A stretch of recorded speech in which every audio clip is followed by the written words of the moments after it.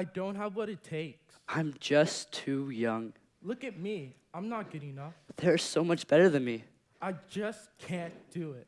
No, I can't do it. Feel the air move past you, the thousands of voices singing to a single beat, your name. For that moment, that instant, it was your time to shine. I've always loved to run, whether it be running a race or running to achieve success. Every time I run, I feel like I'm in my own world, exploring, learning, and expanding on my own capabilities. One of my highlights of growing up was entering my first regional track and field competition at the ACSI. Soccer was my life, my everything. I began kicking a soccer ball around since the day I learned how to walk. Having the ball at my foot would put me at peace and make my day so much better. I would carry a ball around with me everywhere I went.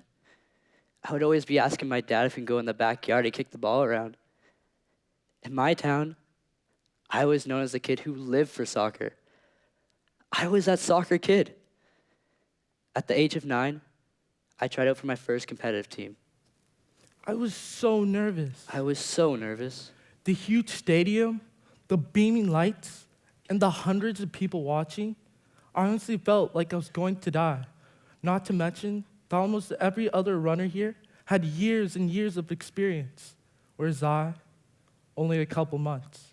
How was I supposed to compete with that? I'm not good enough. Better yet, I'm not fast enough. At the tryouts, I felt anxious and unsure. Yes, I love to play soccer, but this wasn't the same. I didn't know if I belonged here.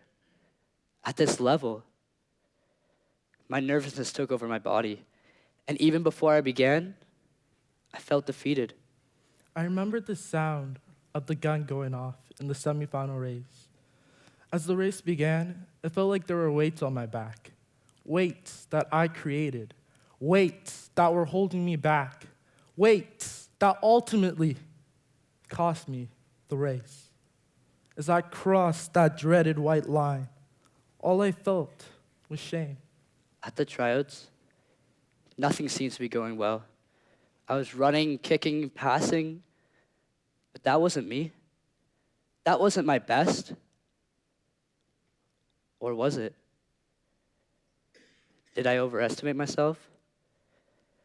Somehow I made it to the last tryout. At the end of the tryout, a few of the players, including myself, got called to have a chat with the coach.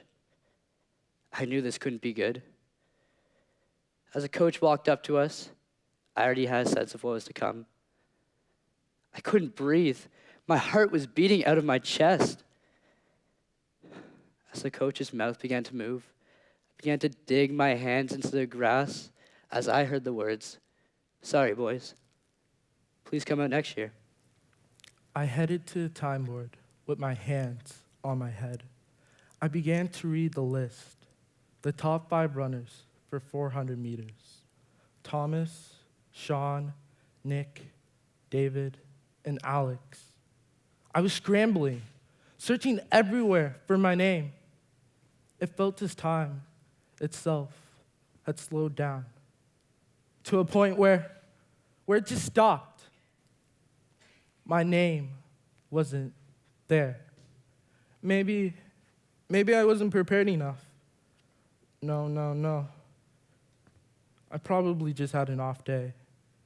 In my heart, I knew the real answer, the true answer. I had doubted myself. I became dizzy. I got up from the ground and began to walk to my mom at the other side of the field. I was keeping a straight face, trying my hardest to stay strong. I got to my mom, and she asked if I was okay. I choked and said yes.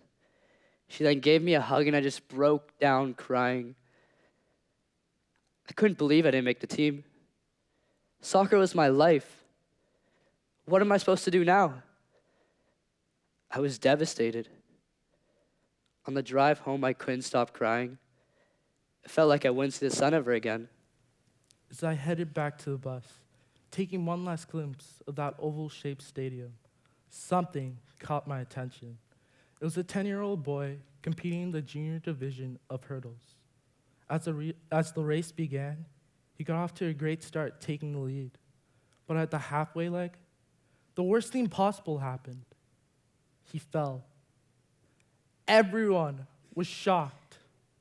I expected that he would walk off, but instead, he stood up, dusted his shoes, and continued to jump. I was in awe. Maybe there was a chance for me yet to win at the next competition. It's all over. I can do this. I can't. There's a month till the next meet. Self-motivation was needed. A phone call. Another player's dad online, asking me to join his team for the summer season. So what if you didn't make the competitive team, he said. Soccer's not over. My life is not over. It was 5 a.m. in the morning, my head still trying to fall back onto that soft pillow. My mind told me to get out of bed. My body, just go back to sleep, Victor. I pulled myself together and headed down the stairs. For weeks, this was my life.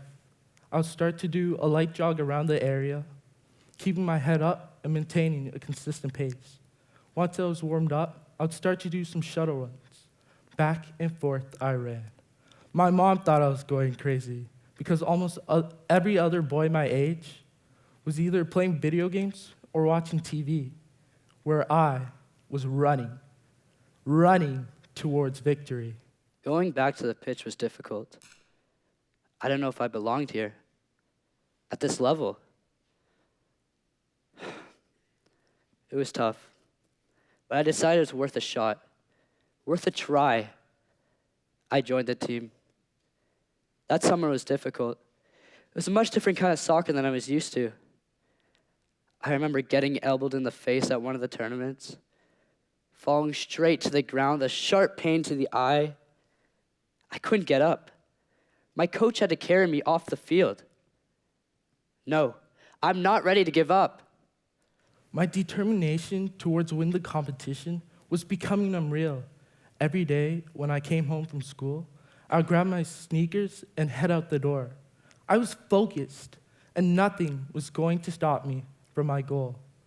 I turned down a local invite from a grade 8 math competition because it coincided with one of my runs.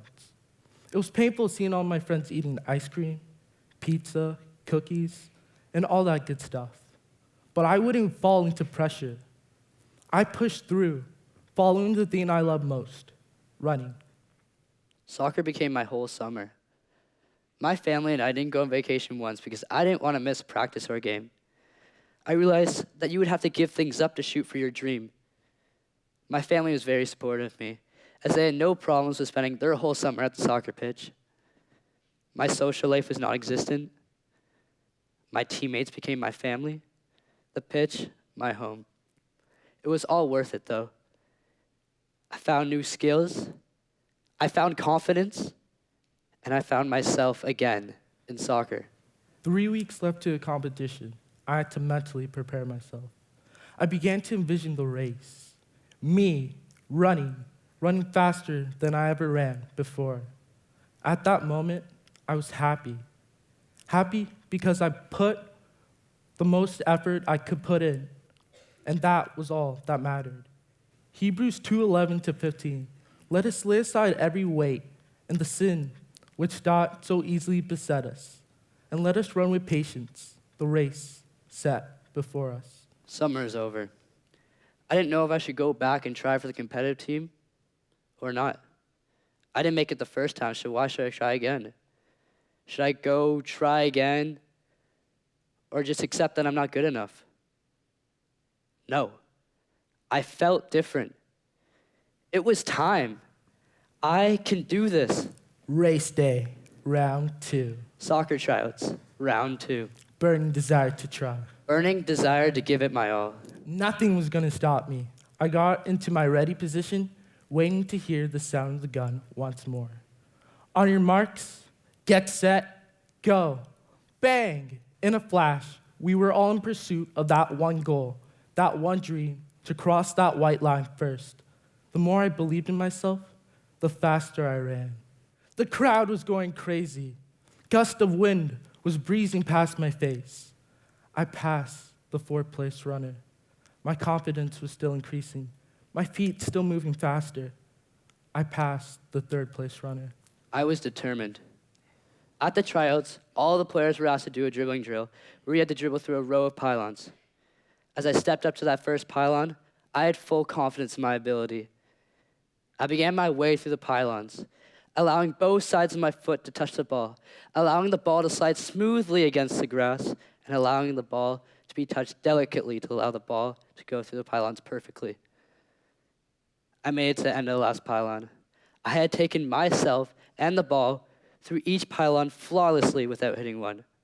I looked up, and I saw the coaches nodding to each other. As we came across the final stretch, it was neck and neck, the white line coming closer and closer. At the last second, my opponent stuck his head out. I made the team. I had shown the coaches that I had improved. I had improved from last year's tryouts. All of my hard work from the past summer had paid off. I was so happy with myself. I finished second out of 120 competitors. I was so proud that I pushed through, proud because I put my best foot forward. Yeah, I didn't win the race, but I won at believing in myself, believing that I could perform well, believing that I raced with all my heart. I did it. I did it. I didn't give up. I told myself, I can. I can. We can.